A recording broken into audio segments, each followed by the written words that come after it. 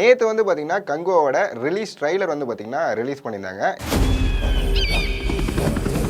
Trailer நம்ம பார்க்கும்பொழுது வந்து பார்த்தீங்கன்னா சூர்யா சார் லுக் வைஸும் சரி ஆக்டிங் வைஸும் சரி ரொம்ப சூப்பராக ரொம்ப அழகாக பண்ணியிருந்தான்னு சொல்ல முடியுது.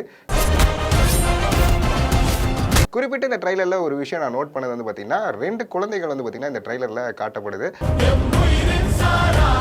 அவங்க வந்து பார்த்தீங்கன்னா ஒரு குழந்தை வந்து பார்த்தீங்கன்னா கங்குவாவோட பீரியாடிக் போர்ஷனில் இருக்க மாதிரியும் இன்னொரு குழந்தை வந்து பார்த்தீங்கன்னா ஃப்ரான்சிஸோட போர்ஷனில் இருக்க மாதிரி வந்து காட்டுறாங்க.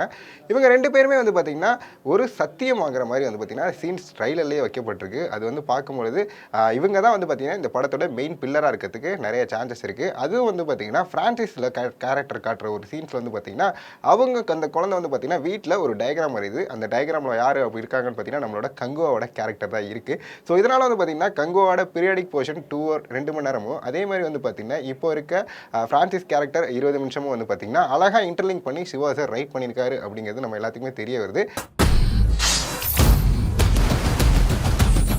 குறிப்பிட்டு இன்னொரு விஷயம் இந்த ட்ரைலர் நம்ம பார்க்கும்பொழுது இந்த ட்ரைலரில் நிறைய விஷயங்கள் வந்து பார்த்தீங்கன்னா இவங்க சூர்யா சார் கேரக்டர் வந்து பார்த்தீங்கன்னா பீரியாடிக் போர்ஷன் வந்து பார்த்தீங்கன்னா 4 வகைப்படுது அப்படிங்கிற நீர், நிலம், காற்று, ஆகாயம் அப்படி சொல்லுவாங்க பார்த்தீங்களா. இந்த மாதிரி 4 டைப் ஆஃப் லேண்ட்ஸ் வந்து இந்த படத்தில் காட்ட போகிறோம் அப்படிங்கிறதையும் மென்ஷன் பண்ணியிருக்காங்க.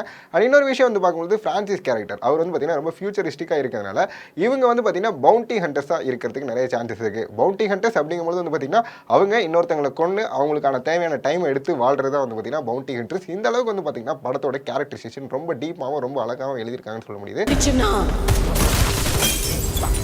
ஒரே ஒரு காரணம் தான். நம்மளோட கங்குவா அப்படிங்கிற இந்த கேரக்டர் வந்து பார்க்கும்பொழுது இவங்க வந்து பார்த்தீங்கன்னா பைரட்ஸ் ஆஃப் கரேபியன் அப்படிங்கிற ஒரு படம் இருக்குது பார்த்தீங்களா, அதில் இருந்தால் இன்ஸ்பயர் ஆகி நிறைய சீன்ஸ் வச்சிருக்காங்க அப்படிங்கிறது நமக்கு தெரியுது.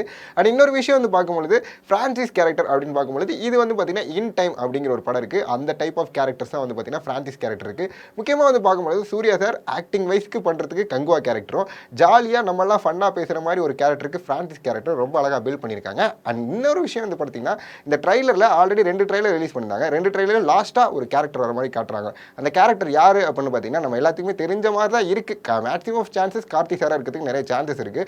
ஏன்னா இந்த ட்ரைலரில் வந்து பார்த்தீங்கன்னா அவரோட வாய்ஸ் இருக்கிற மாதிரி ஒரு டோன் வருது. அது வந்து நம்ம கார்த்தி சார் ஈஸியாக தெரியுது. பட் அந்த ட்ரைலர் வந்து பார்க்கும்போது அந்த பீரியாடிக் போர்ஷன்ஸில் அது ஒருத்தர் வந்து குதிரையில் ஏறி வர மாதிரி வந்து காட்டிட்டு இருக்காங்க. அதுவுமே வந்து பார்த்தீங்கன்னா கார்த்தி சாராக இருக்கிறதுக்கு நிறைய சான்சஸ் இருக்குது. ஸோ இந்த அளவுக்கு வந்து பார்த்தீங்கன்னா படத்தில் ஒரு சீன்ஸ் கூட இன்டர்லிங்க் ஆகாமல் இருக்காது அப்படிங்கிறது நம்ம எல்லாத்துக்குமே தெரிஞ்சிச்சு. மேக்ஸிமம் வந்து பார்த்தீங்கன்னா எமோஷன்ஸ் மட்டும் ஒர்க் ஆயிருச்சுன்னா கண்டிப்பாக ஷூர் ஷாட் ஹிட்னு சொல்லலாம் நம்மளோட கங்குவா மூவியை.